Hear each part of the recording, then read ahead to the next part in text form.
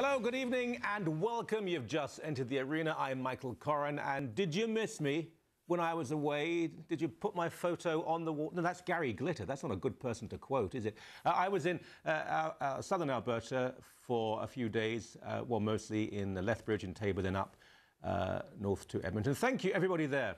I know many of you are watching now. Many people I spoke, 5 times in all, and it was a great pleasure. But I'm back. So, what to say? Well, I can't pretend to have been a regular viewer of the television show Kink.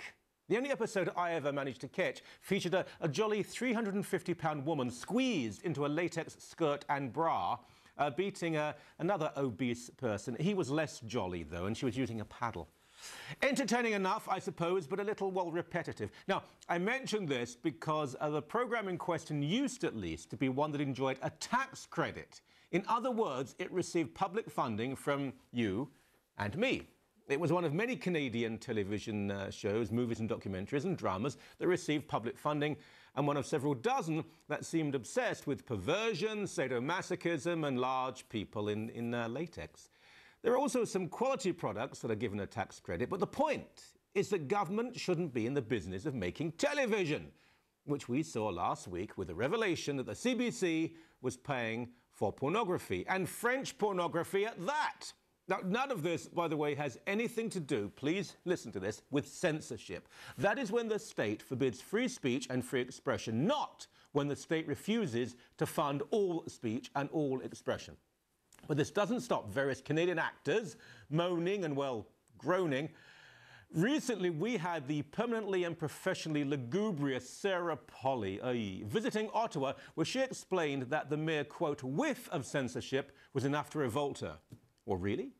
She and her comrades should then have campaigned and be campaigning for magazines such as Maclean's, Catholic Insight, websites like Freedominion and 5 Feet to Fury, and a whole bunch of journalists who have been under attack by numerous federal and provincial human rights commissions for indulging in genuine freedom of speech, without any fatties in latex or government handouts. But we all know that this whole funding farce has never been about defending freedom, but all about the chattering classes defending the right of people with whom they agree to exploit our absurdly generous public grant system.